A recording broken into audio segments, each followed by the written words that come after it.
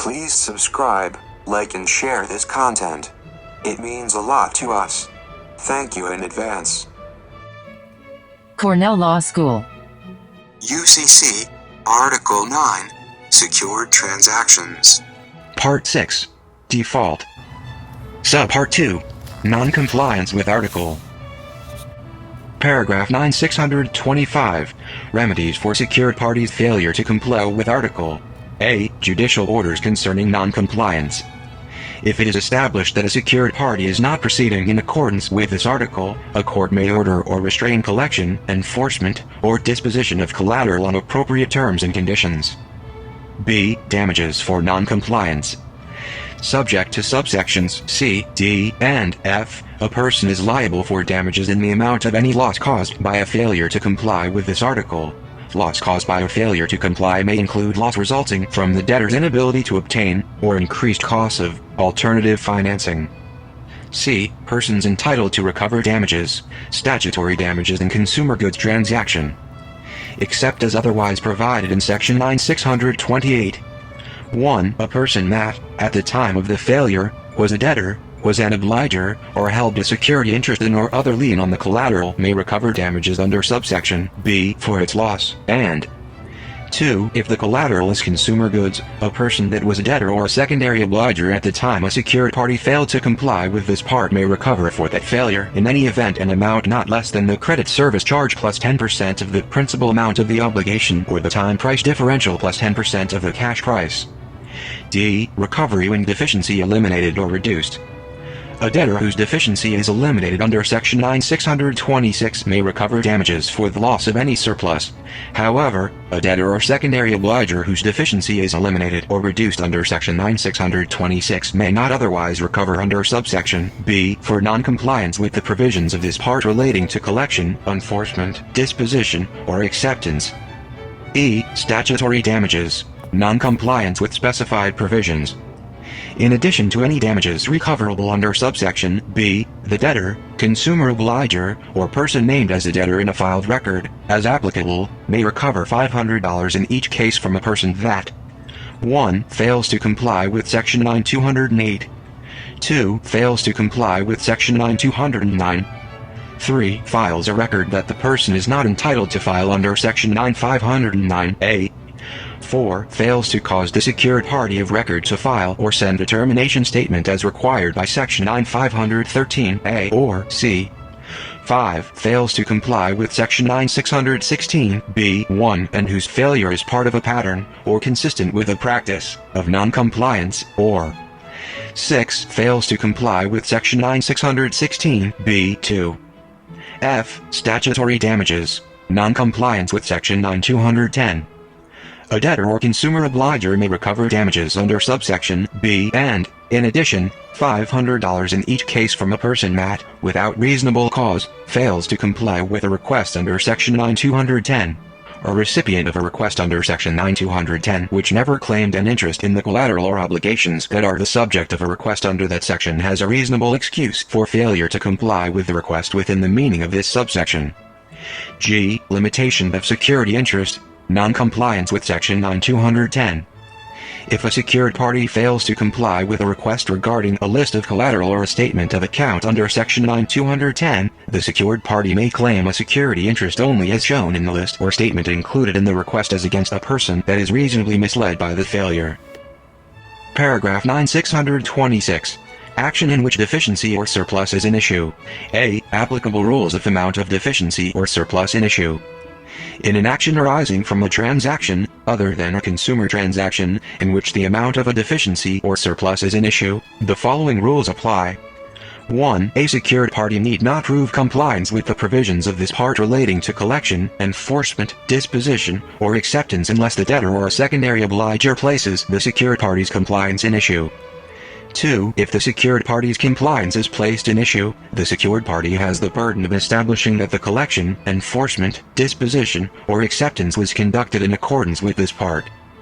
3. Except as otherwise provided in Section 9628, if a secured party fails to prove that the collection, enforcement, disposition, or acceptance was conducted in accordance with the provisions of this part relating to collection, enforcement, disposition, or acceptance, the liability of a debtor or a secondary obliger for a deficiency is limited to an amount by which the sum of the secured obligation, expenses, and attorney's fees exceeds the greater of A. The proceeds of the collection, enforcement, disposition, or acceptance, or B. The amount of proceeds that would have been realized had the non-complying secured party proceeded in accordance with the provisions of this part relating to collection, enforcement, disposition, or acceptance. 4. For purposes of paragraph 3b, the amount of proceeds that would have been realized is equal to the sum of the secured obligation, expenses, and attorney's fees unless the secured party proves that the amount is less than that sum. 5. If a deficiency or surplus is calculated under Section 9615F, the debtor or obliger has the burden of establishing that the amount of proceeds of the disposition is significantly below the range of prices that a complying disposition to a person other than the secured party, a person related to the secured party, or a secondary obliger would have brought. B. Non-consumer transactions. No inference. The limitation of the rules in subsection A to transactions other than consumer transactions is intended to leave to the court the determination of the proper rules in consumer transactions. The court may not infer from that limitation the nature of the proper rule in consumer transactions and may continue to apply established approaches. Paragraph 9627. Determination of whether conduct was commercially reasonable. A. Greater amount obtainable under other circumstances. No preclusion of commercial reasonableness. The fact that a greater amount could have been obtained by a collection, enforcement, disposition, or acceptance at a different time or in a different method from that selected by the secured party is not of itself sufficient to preclude the secured party from establishing that the collection, enforcement, disposition, or acceptance was made in a commercially reasonable manner. B. Dispositions that are commercially reasonable. A disposition of collateral is made in a commercially reasonable manner if the disposition is made 1. In the usual manner on any recognized market. 2. At the price current in any recognized market at the time of the disposition, or 3. Otherwise in conformity with reasonable commercial practices among dealers in the type of property that was the subject of the disposition. C. Approval by court or on behalf of creditors. A collection, enforcement, disposition, or acceptance is commercially reasonable if it has been approved 1. In a judicial proceeding. 2. By a bona fide creditors committee. 3. By a representative of creditors, or 4. By an assignee for the benefit of creditors. D. Approval under subsection C not necessary. Absence of approval has no effect. Approval under subsection C need not be obtained, and lack of approval does not mean that the collection, enforcement, disposition, or acceptance is not commercially reasonable. Paragraph 9628. Non-liability and limitation on liability of secured party. Liability of secondary obliger. A. Limitation of liability of secured party for non-compliance with article. Unless a secured party knows that a person is a debtor or obliger, knows the identity of the person, and knows how to communicate with the person.